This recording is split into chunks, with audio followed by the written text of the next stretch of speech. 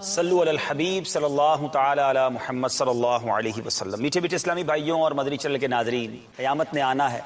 یقیناً آنا ہے، مگر اس سے پہلے کچھ نشانیوں نے آنا ہے۔ کئی نشانیاں ہم دیکھ چکے ہیں، کئی نشانیاں محسوس ہو رہی ہیں کہ آ چکی ہیں، کئی نشانیوں نے آنا ہے۔ آج جو نشانی بیان کرنی ہے احادیث کے ذریعے میں ملی ہے، ایسا فیل ہوتا ہے، ایسا محسوس ہوتا ہے کہ وہ واقعی ہم اسے محسوس کر رہے ہیں، اور وہ نشانی یہ ہے کہ وقت میں برکت نہ ہوگی، یہاں تک کہ سال مثل مہینے اور مہینہ مثل ہفتہ اور ہفتہ مثل دن کے، اور دن ایسا ہو جائے گا جیسے کسی چیز کو آگ لگی اور جلد بھڑک کر ختم ہو گئی، یعنی جلد جلد وقت گزر جائے گا۔ میٹھے میٹھے اسلامی بھائیوں، غور کیجئے، ایسا نہیں ہے؟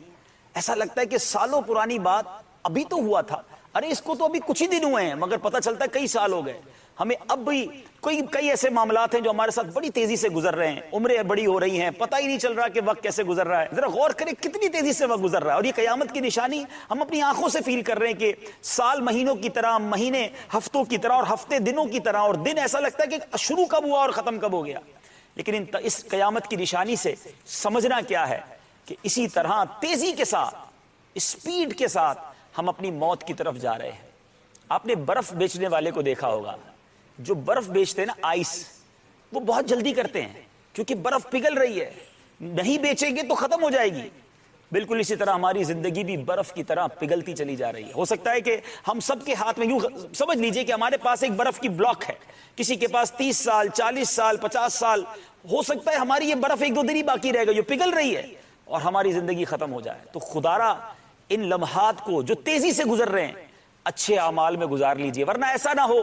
کہ وقت تو بڑی تیزی سے گزر جائے مگر کوئی نیک عمل ساتھ نہ لے جا سکیں، حسرتیں ہی باقی نہ رہ جائیں۔ تو اے میرے میٹھے اسلامی بھائیوں، قیامت کی جو آج کی نشانی ہم نے سنی ہے، اس سے یہ سبق حاصل کیجئے کہ وقت کی قدر کیجئے، جلدی جلدی نیکیاں کر لیجئے، تاکہ دنیا سے جانے سے پہلے ہمارے پاس نیکیوں کا ایک ذخیرہ جو ہے وہ اکٹھا ہو جائے۔ اللہ کریم ہمیں وقت کی قدر کرنے اور اس وقت میں نیک اعمال کرنے کی توفیق عطا فرمائے۔ آخری بات عرض کرتا ہوں، بعض اوقات ہم کہتے ہیں کسی کو نیکی کے دعوت میں، اجتماع میں بلاتے ہیں، اچھی محفل میں بلاتے ہیں، تو یہ کہتے ہیں کہ اپنے قیمتی وقت میں سے وقت نکال کر ذرا اس اجتماع میں آ جائیے، مسجد کی طرف آ جائیے، مدنی چینل دیکھ لیجئے۔ سچی بات یہ ہے، وقت قیمتی ہی وہی ہے،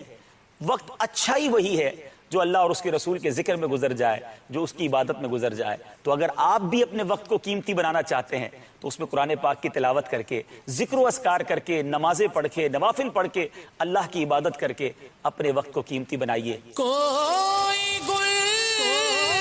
باقی رہے گا، نہ چمن رہ جائے گا،